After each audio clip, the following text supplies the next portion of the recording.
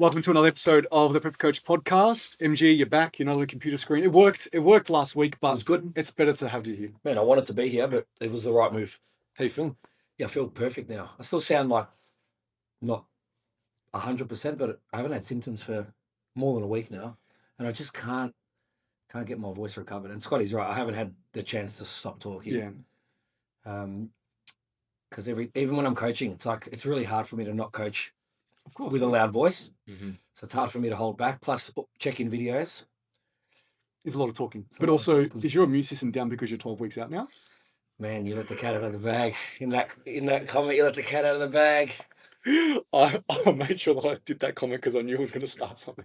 Man, if I posted the other half of the physique, no one would have written 12 weeks out. So you boys know that. For anyone that missed it, MG took a selfie in the mirror showing his lean legs. I was smashing legs yesterday. And I just put a comment in there, 12 weeks out.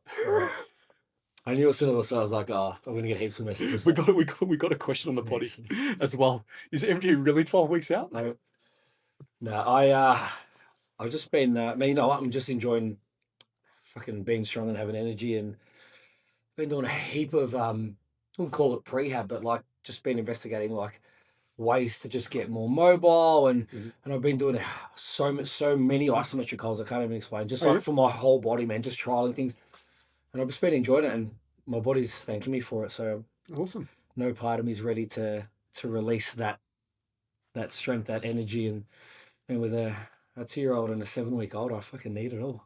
What kind of isometric, like what's something that you've discovered recently? So one of the things I've been doing is like, imagine leaning on an incline bench and then getting like a 2.5s. Yep. And then extending and lengthening through.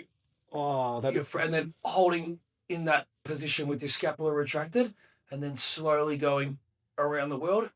Just watch that bar. Yeah, and then just letting your elbows to open up and hold there. So I'm just holding there. Then I hold there, then I hold there, and I just repeat that 5 times. Man, open up. You stand up and you're like, because look at us now. We're all like leaning forward, hunching over. It's been incredible, and just like single leg wall sit, single leg glute bridge holds. Single leg wall sit. Yeah, man. Fucking hell. You know the thing too. Single leg. Is your other leg just hovering, or is it like lightly? I just hover it, man. Just lightly out in front. It's like, with my knee history. Yeah. And like obviously my numbers, my squats are the best they've ever been my whole life. Yeah, wow. And I was like, I don't want to lose that. Like, it's not a position I've been in before from a strength perspective, and it's like, okay, I'm doing more than I've ever done to protect connective tissue. It's probably not a coincidence I'm as strong as I've been. So yeah. Are you still doing all of your training at your personal training? Bad word to use. Your own training. Yeah. In your gym? Four sessions out of mine, and one near my house in Greensborough. It'd be better if there was a better gym around that you could train in. Man, no disrespect to that other gym, but it's a bit worn and needs a bit of an update. It's not quite got the fit or the kit that's why I do most of them at mine. But hopefully very soon there is something that would be a great alternative with premium products and premium service. Maybe something that's elite. Scott, do you know anything about maybe an elite gym that's coming to the area? I do. Yeah, I do. So just for context, this would be 200 meters away. Walking, like is it even 200 meters walk up that hill? To where? From where I'm training at the moment to where this elite facility. Yeah, it would be about that. So if you're at I don't know how long it takes to get to the traffic lights, but I know from the yoga side place where my kids eat at quite regularly, it's literally you can stare it over the road. It is visible. So tell us a little bit about this elite facility. Yeah, so you guys are obviously referencing my new gym that has been a long time coming. I think you maybe put a teaser about it ages ago. I know, like on the podcast. I thought maybe we touched on it. If you mentioned it, like there weren't many details. Yeah, you like said my new place. We got new tech because when we're talking about different things, you're like, they're the new place. It's going to have new tech, but you never. I was like, Scotty, do you want to actually say you're doing it? Like, yeah. So a lot of it was just waiting for hand over the logistics and change of usage because it's 2 buildings that are currently being amalgamated, so they're being joined together. And it is on Main Street, Greensborough. So anyone that knows Greensborough, if you go out of the plaza and you turn right, it's right there. There's a whole heap of signage out the front now that you can see. Inside, it's a massive construction site. But yeah, hopefully it'll be open late September is the plan, and it'll be a nice central hub for those that are coming down, maybe for the nationals, for NBA to come and train. Anyone with NBA will be welcome there. But it's going to be a state-of-the-art facility. One of the things that I really wanted to bring to this area was a gym that had the best. There's lots of gyms. This area is saturated where we are in Monty, Greensborough, Eltham with gyms. Even where we are in Greensborough, I think there's 5 gyms within a 500-meter radius. Wow, of your new place. Wow. Yeah, which everyone's like, oh my God, are you worried? And I'm like, not even in the slightest, because being one of them being the leisure centre as well, right? Yeah, so, wow, okay. Yeah. And it's because everything, I've flown to Sydney twice to handpick every single piece. So we have state-of-the-art facilities. Everything in there, majority of it will be new tech. There'll be some Cybex, some Arsenal pieces. I've literally handpicked everything, and it's the best of everything. The On Him range with new tech, which is their best pulley range, and a lot of the new pieces that haven't actually landed. I think maybe there's a gym in Perth, Aidan was telling me, from new tech, that is maybe getting 2 of the pieces that are new that haven't arrived in Oz. So we'll literally have brand new, the best of everything. Cardio will be upstairs. There'll be a health bar. And yeah, it's going to be awesome. It's just under 700 square meters. So split over the 2 levels. It's pretty decent size without being like a Bunnings warehouse style gym. You go to Derrimut, you don't know where to start. Yeah. But knowing that everything's immaculate, and that's kind of the philosophy, state-of-the-art facilities in a safe and clean environment. So yeah, for context for you, mine's 450. Oh, with, wow, with okay. That's upstairs included.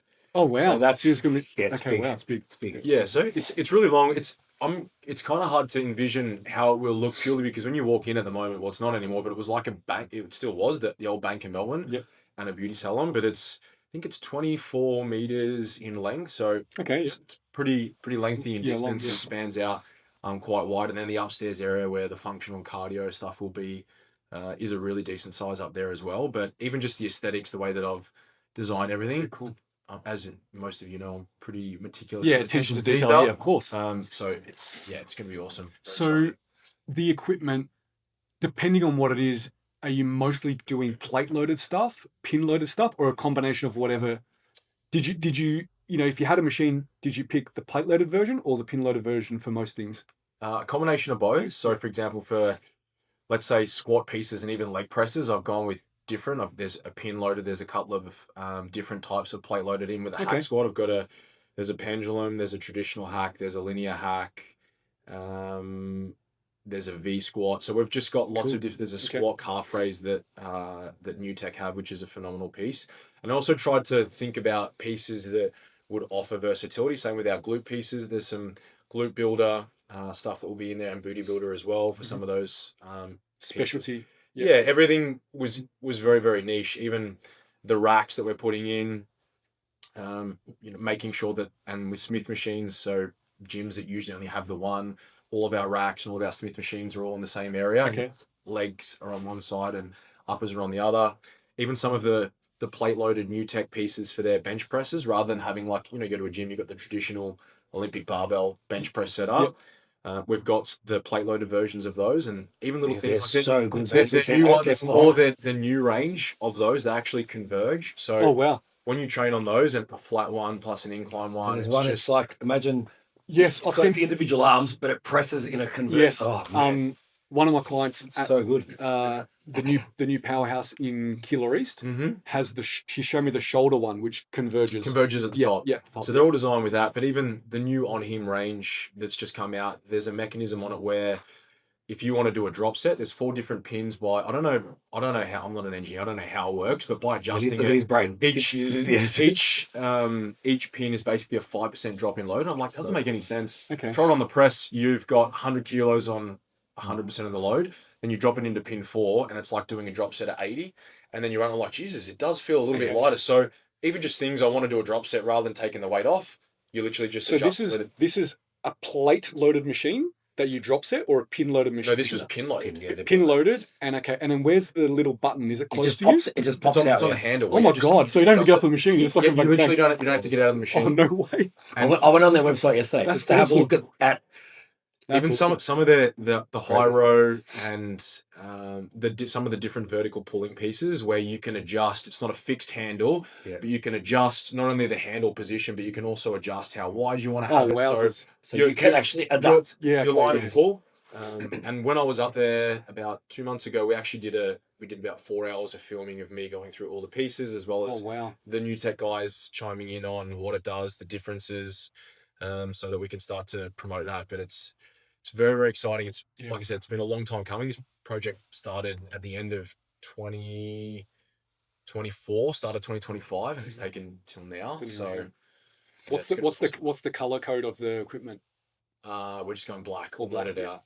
Start saying out between a black and blue because no one's really done that, and I don't Yeah. want black and red Yeah. because A lot of people have black and red. Yeah. yeah. And then I didn't the yellow, which is big in Korea, I think. Yeah. But I just decided to go just No, Well, black black, out. I'll it out. Black We've out. got, Yeah. we've got these really cool lighting thing with LED strips, and the feature walls we've got are going to be pretty Like, cool. will there be an opportunity for anybody who maybe is within distance of it, from a foundation membership perspective? Yes. Will there be an offering? Will there be a cap on So- total memberships? Because I know what's in there, and I can't think of anything else that will have that level of quality. It's not just the equipment, it's the bathrooms, it's what you got at the front, it's the services that members will get, which is wild. So, like, what are you thinking in terms of numbers, and is there going to be a potential, first in offering for people? Yeah, so we'll have a foundation rate, which will probably go active from August, and it'll be obviously a pre-sale. No one gets billed until the gym opens, but we'll start being able to offer hard hat tours of September if we want to check it out. But we'll probably do a pre-sale of, at this stage, I think maybe just the first 200, maybe 250, and then after that, just because. Let's see how it feels at that point, and then Yeah, and I think that they'll probably go pretty quickly because there's obviously a lot of people in that sort of area, and because the other thing is as well, for me, it's about that quality control. Like, it's not going to be a facility that has 5,000 members. Like, we'll cap it at probably around. You're not going to have to look for a handle, eh? No, and that's mainly because I want people to be able to go in. I want to maintain quality control. So, business wise, you could probably have 3,000 or 4,000 members, but then with that, you lose that quality and that niche. And for me, I don't want to sacrifice that. Everything always needs to be clean, tidy, immaculate, and have that standard. So it's going to be awesome. But anyone that appreciates really good quality kit, and it's not just going to be obviously a bodybuilding gym. There'll be people that appreciate good cardio, good functional stuff, but also just good machines where anyone that doesn't know anything about training, you can jump on this and you get a really good stimulus straight away. So it's exciting. It's going to be awesome, man. Cannot wait. All right, you ready to get into some questions? Absolutely. Let's do it. Okay, so the 12-week out one, we already figured that one out there. Yes, I'm not 12 weeks out. Not 12 weeks out. Okay, cool. 14. 11. I don't even know how to answer this one for myself, but let's just read it out. What gym stereotype are you 100% guilty of? LOL and be honest, MT. What gym stereotype are you? Me? Yeah. Oh man, I'm the woggy tattooed bald guy. Like, that's I'm the probably most common. I'm the looks kind of disheveled, like just wearing basic trackies and a basic hoodie, and You're the sleeper. And you're the the- sleeper. yeah, like, the sleeper, you're yeah. the sleeper And just bodybuilder, my head is down pretty much most of the time. yeah. I'm not looking up, because if I look up and have eye contact with someone and I end up talking to them, it's just going to wreck my workout. Also, I don't want to look up because I don't want to see people's form. So I just want to go in there. So my head is down. I normally make no eye contact. AirPods are in, and I'm just in the most basic trackies and hoodie. Probably no one ever knows it's me. Yeah. What about you, Scotty? I don't know. I train here, and there's not really anyone here when I'm selective with the times I train. It's just Normie and I. But if I was in a commercial gym, I'm not one to really talk to anyone.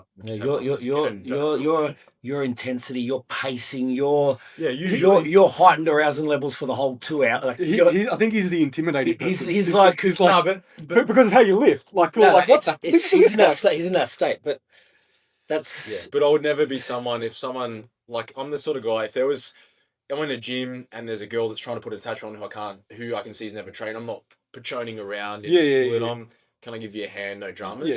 But equally, I'm pacing around, staring at the floor, just doing me. yeah. I'm talking to everybody. Yeah. Nobody's surprised. Okay. What story do you tell yourself when things don't go your way to help overcome? I'm deep today. I think the biggest thing for me is like, what lesson can I take out of it? Mhm. Use it as a learning. And, I suppose the older you get and the more you realize sometimes in life, even through your best intentions, you can do everything right. And sometimes you just land in a situation that's outside of your control. When you've gone through that over and over again, the ability to process when something like that arises is so much better. The other thing is like the more you read and study and start to learn about, human behaviors, you also start to, be able to deal with situations a lot better as well. For me, it's like, now having 2 young kids, it's like at the end of the day, the most important thing is them, their happiness, their health. So nothing really can affect me anymore. Mhm. Like if something was to happen, you had a sick child, that is just so far above anything else. So that there's not really anything else on a professional level that can really phase me anymore. And I always like try and coach myself, kind of like how Scotty does before I walk out on stage with the mic, is like to be unfazable, Mhm. to become someone who's unfazable. So it's like the heart is going to come. And this is the story I tell myself all the time. The heart is going to come. Just as good times will come and go, hard times will come and go. It's your ability to just be able to sit with them and move past them. And the more you do that, the better you become at it. Yeah, I agree. I think you grow more from your failures than For you do sure, from your man. wins. So if you have a failure, if things don't go your way, take it as an opportunity to learn. Yeah. And also too is once you've gone through many failures or things don't go your way, you realize that there's always going to be other opportunities. There will be another win around the corner for sure.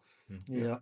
I remember you said something to me really early on in my coaching days where, I was early in the comp scene and I think I lost a client. It was really early on. And I remember you said to me, man, there's plenty of other clients out there. Oh yeah. You were just, and I was like really like, I put so remember, much into this. I gave them my heart and soul. And you're like, sorry, man. Just you got to detach from I it. was like, that's sometimes. just, there's plenty of other clients out there. It's like, fast forward now. Yeah, there was many more, but again, it was the inexperience early to not be able to process how can I give so much to someone and then decide to leave. Yeah. But you realize that's life. It's part of it And too. as soon as you're able to accept that and respond in a hey, totally understand. People move on. Things aren't forever. Wishing you all the best. Yeah.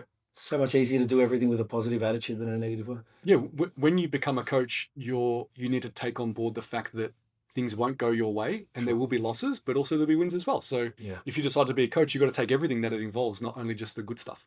Mm-hmm. Anything that you think of when something doesn't go your way, what do you do to help yourself get through it? I'll probably just narrow the perspective, and something that I always say is this is happening for you, not to you, in the sense that it's very easy when something doesn't go to how you thought it would go. And so then straight away you can quite easily become frustrated. I tend to reflect, why did that happen? Maybe it happened because A, B, C, D, F, G, whatever it is. And so you learn to, again, that, and I always think nothing's ever as good as what you think it is, just like it's never as bad as what you think it is. Mm-hmm. So I think having that perspective of just being able to, use the term being calm in the chaos, and just, it's just something that's happened. It's there, looking at it objectively. And then if you make a mistake, which you do, you're a human being, that's what we do, but learning from them ultimately frames who you are and how you go about that the next time around. So how do you boys handle days when motivation completely disappears? Love you boys. Love you too. I'm not starting with you. I'm just going this way. No. Sorry, bro. I think we've all spoken about this before. All of us would probably say that we just don't rely on motivation anymore. Yeah. Like we're just, and as is most of the people that do this sport, it's just beyond unreliable motivation. So the three of us would all just lean into like habit and routine, regardless of whether we feel great or don't feel great. We just do what needs to be done because it's become habitual for us. Mhm. And we know that it does make us feel good once we do it. And sometimes, your brains are going to try and talk you out of doing things that need to be done. But if you just do what your routine says you should do, you don't need motivation. Yeah, I Because agree. it's just, it just comes and go. And if, think about this, like even for me, I'm loving training at the moment, as much as I ever have. But if I'm doing 5 sessions, it's probably only 3 I really am G'd up for. Mhm. And there's probably 2 still that, my body's like a bit sore, or the kids are up all night, I could have slept. But if I only did the 3, I'm not going to be where I wanted. So because it's penciled into my diary, it's like I'm training at that time. It's happening regardless. So, maybe don't lean on motivation. And if you're somebody who skips things because you're not motivated, try making it mandatory by using like a diary, even just a pen and pad, or even I use a fridge calendar. Mm-hmm. If it's on there, you just do it. You just do it. Yeah. I'm really similar to, it's like what motivates me or what makes me do things is just knowing that's the person who I am. Like I'm an athlete, I'm a husband, I'm a friend, so to be a good athlete, to be a good husband, to be a good friend, you need to do these things. So just do them. That's what you want to do. You want to be that type of person. That's your identity. So just do them. I don't need to be motivated to do them. I just do them because that's what I want. Yeah, like if you look at Scotty's situation, 2 kids, opening up a big gym, all the NBA travel that we do this gym, I highly doubt you live with 24/7 motivation under those stressful circumstances, but yet you've still been able to do all of that. What's been the biggest thing that's allowed you to do all of that? I know how organized you are, but like, it's not motivation. Yeah, I think being prepared and organized, but just sort of similar to what you said, is I'm the sort of person, if I say I'm going to go and do something, the possibility of not doing isn't even remotely entertained. So if I'm going to go for a walk at this time, or I'm going to hit 10,000 steps, or I'm going to train, it's just, for me, it's in the contract of what I'm doing. Every day I have a list. I refer to it as the what matters today list. And the first thing is always like your family, your kids, gratitude, all of that. And then there's a list of everything that needs to get done. If I'm saying that this has to be done, you've got 15 check-ins today on whatever day it is. Doing 13 of them isn't an option, but also I said I was going to train. It's just what you do. So you stick to, you're a person of your word. So I think that's in essence it. Motivation is something that people lean into. I wasn't motivated to do that. It's more you just chose that it maybe wasn't as important to you as what you said, that it was going to be. Because then, you talk about family and kids, you have things that are on, you have kids sport.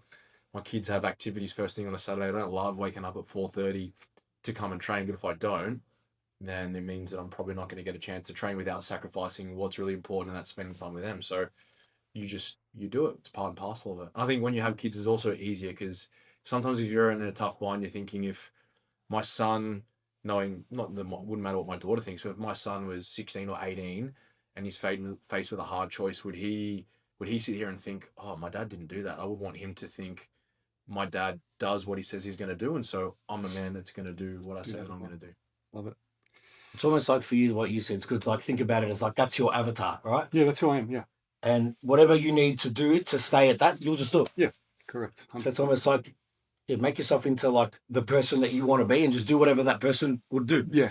Actually, I only bring this up because I think I've done it now twice in the retreat where I've mentioned it in my presentation. My presentations is the RICE method. Yeah. I actually thought about that. Yeah. And the R is reward. People are motivated by reward. The I is identity. C is coercion, and E is ego. I think I identify with being motivated by identity. For sure, which is what you said. Yeah, which is the reason why I think the way I think. And I think you're very similar as well. And out of those 4, the most popular ones are reward and identity. Coercion doesn't normally work for people, where you say, if you don't do this, you're going to be in trouble. Doesn't normally motivate people, right? And ego is similar to reward, where reward is like, if I pass this test, I get a good score and that's rewarding for me. But ego would be, then I need to publicize it to the whole world, and that keeps me going for the next one. Yeah. So that's the kind of difference between those two. And you can tell, like, by the certain clients that you'd probably know which one they fit into as well. And you would probably know as well. And where you sit in those 4 as well. So it's, it doesn't surprise that we're very, very similar, and we gave a very, very similar answer. Yeah. Change of pace. So have you ever fallen off a treadmill, dropped a weight on yourself, or embarrassingly hurt yourself in the gym? Obviously. No word of a lie. If I took off my left shoe right now, my big toe's black. Just drop a weight? Right now, yeah. Promise to God. Oh, is that happened to you this week? Fully purple. End of last week. So, absolutely. Man, I mean... Yeah. How long do you want to go on for? Yeah, absolutely. But the treadmill, I've never fallen off a treadmill. No, I haven't either. So I'm guessing if the person who wrote that wrote treadmill first, yeah, they did. Maybe they fell off a treadmill. Yeah, no. Well, I just don't go on a treadmill, so. But I have dropped a weight on my foot. I went to go put a 50-kilo dumbbell away, and I missed it. So I put it a bit short, and it just flipped and just flip it bang straight on my toe. Yeah.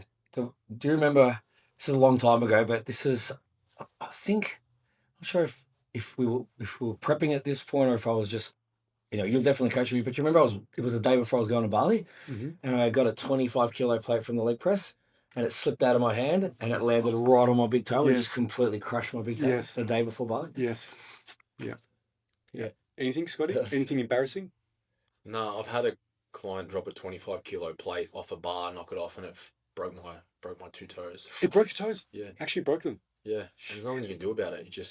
My toes. Yeah, crush injuries are the worst, It's man. got like a wonkiness to it. I Same probably as should have that. had it set, and I was like, oh, it'll be all right. You didn't do anything? No, I tried to split it, and I was Taped like, them up? it was too hard. It was my big toe, and I think squatting on it probably didn't help. No, well, no. Just doing all the single leg stuff, just stability stuff. Yeah, my right toe kind of goes off to the side. Oh, does it really? But if anyone's got any good footage of something, please send it through. Each of you have one or two of each other's athletes that you admire or think are elite. So is there any athletes of ours that you think you admire or are elite, and vice versa? There's so many, man. It's going to be hard to narrow it down. Let's just think. I'll just think of like recent times, just because it's so obviously like narrative's beyond impressive, just with the way she conducted herself. People will think I'm biased, but I also think Timsy's amazing the way he conducts himself. Yeah. Not just because we're obviously close, but just the way he goes about his business. I think Wayne's physique's super impressive. I think what you've done with him over the years is absolutely phenomenal. They're the three that come to mind straight away. Man, you know who stood out? It's not your client, but like Amy's client, I thought Willow was awesome. Oh, Willow, yeah. She's awesome, yeah. And I saw the side-by-sides, and I actually thought that was freaking awesome. Yeah, she's awesome, yeah. Phenomenal. I'm a fan of your client, Emma. I think she's got a huge future. Emma, yeah. So looking forward to seeing her back on she's stage. she's in pre-prep at the moment, actually. Yeah, definitely looking forward to seeing her back on stage really, really soon. Your client, Emily, I'm looking forward to seeing her back as well. Oh, yeah? Yeah, she's doing wellness again. Yeah. Jess was probably, I'm not sure if you're still coaching Jess. Jess Riley? Jess Jorge.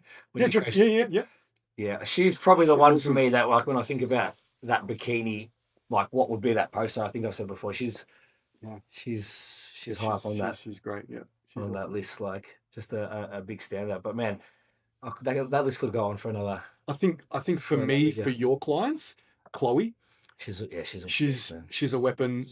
Obviously being a mum, kids, and I don't think I've ever seen her look. I don't see her all the time, but I've never seen her without a smile on her face and complaining. Yeah, Chloe's never been non-adherent in 10 years, like never. Yeah. So Chloe, and never whinges ever. Yeah, that's someone that I admire, but also think she's elite as well. And then for you, Ethan. I love Ethan's physique. He's got those big juicy quads. Yeah, just his aesthetic, like just the big quads, the big shoulders, the small waist. And again, someone that I've never seen complain and always has a smile on his face. He always seems pretty happy. Yeah. He is. Yeah. Yeah. For me, I think for MG, it would probably be Chloe. And again, for the reasons that I know, being a mum, what she would have to go through, still showing up, being positive, seeing her with her family in Bali last year. Yeah, man. I've got a lot of respect for Chloe, I think. And seeing her evolution as an athlete over the last few years, she's leveled up a lot. Yeah, wait till next Sunday. I saw Regardless of what happened, I saw her on the weekend. just the change of the. I saw her on the weekend. Is she doing Adelaide? She's just doing Vix. Oh, so Adelaide. We put a lot of work into changing that look. Yeah, So, I saw it on the weekend. Yeah. And for MTs, probably Jamie Lee, I think. Just because Jamie Lee, yeah. She's epic. at the Nationals last year, I was just like, she just has so much potential, and she just looked wild. She looked good in wellness, but that I thought in sports, she looks crazy. I hope she gets back out there and she was a bit, and Amy Megner as well. yeah, Of obviously, course. and Amy's doing season, isn't she? Yep. Yeah, she's doing FMG. Yeah. And maybe Alex. Alex is looking great. Yeah, he's looking awesome, man. He's lost a lot of weight. Yeah, good on him. He's looking awesome. I think he's down 27 or 28. Yeah, it's a lot. Wild, yeah, good on him. A lot. Yeah, honestly, good on him. it's really good. Okay, let's go to the next one here. Should the front lat spread become a mandatory pose in classic physique? I'm going to start with you. Front lat spread, mandatory pose, classic physique. We actually had this discussion internally, remember? I don't remember in a meeting. Yeah, I do. Front, should it? Like it's a classic C-bum. Like that's nearly his first pose he does when he walks out. Yeah, I think it should be in that classic sense, and I think you can present that classic, and I think you can also present it as a really stiff bodybuilder as well. So yeah, my answer would be yes. Yeah, I would like to, but also I'm a stickler for like standardization and international standards. Yeah, it's hard. So I would love for it to be, but I'd want everyone to take it on board. Like I wouldn't want just like NBA to implement it. Yeah, and no one else. You want to see a change across all the federations. That's how I am with it. Which would be challenging. Which would be challenging because not everyone's going to see eye to eye. Yeah, I think in the global amateur ranks, no, because you can do multiple categories and you have so many bodybuilders doing classic in the amateurs. It is the only thing that kind of separates it. I think in the pro leagues, without a doubt, you've got weight caps. You can't do both. Yep. So for sure do it. But I think in the amateurs, there is no difference between the two. So that would probably be mine. But for sure in the pros, like man, I want to see some of the classic boys, or like Ramondetta hit a lat spread. Yeah. Well, we know C-Bum does it. He looks freaking impressive. So what bikini physique trends do you think will be rewarded over the next few years? Do you think there's going to be any changes? Any trend change? Anything? No, I don't think there's going to be any trend changes. I think conditioning will continue to be rewarded. I think it's the best it's ever been in terms of clarity for judging from my perspective as to like where the top level natural bikini athletes sit at the moment. I think the look is very describable. I think really, really defined and small waists, and I think great glute projection with reasonable glute to hamstring tying. I think the thing that gets forgotten is it's always tying. It's not a tying competition. It's a bikini competition. So you can look at someone with incredible tying and, you might think that that's what should be rewarded, but how's the overall muscularity? How does it balance to the upper? If it's all tying and there's no like upper glute or projection. So for all those bikini competitors out there, I know that you can look on social media and look at, say, someone's tying and be like, oh, the tying's great, but it's not a tying competition, right? Yes. So it's a bikini contest and there's so many more elements to it. So I said reasonable tying because for me, I'd rather still big upper glutes. I'd rather a small waist. I want matching delts with some tying. But if it was just tying, it's still not enough for me. So I think that's what I think I'm hearing and seeing a lot out there.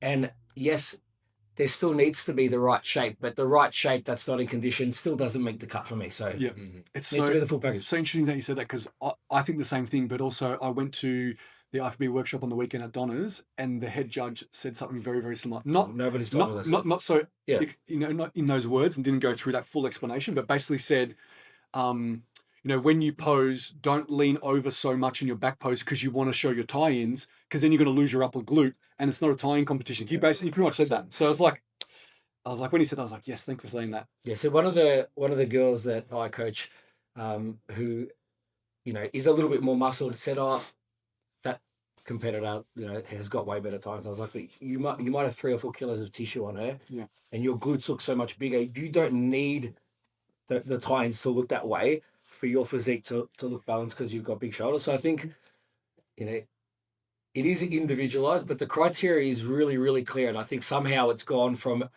bikini X-frame to tie-in only.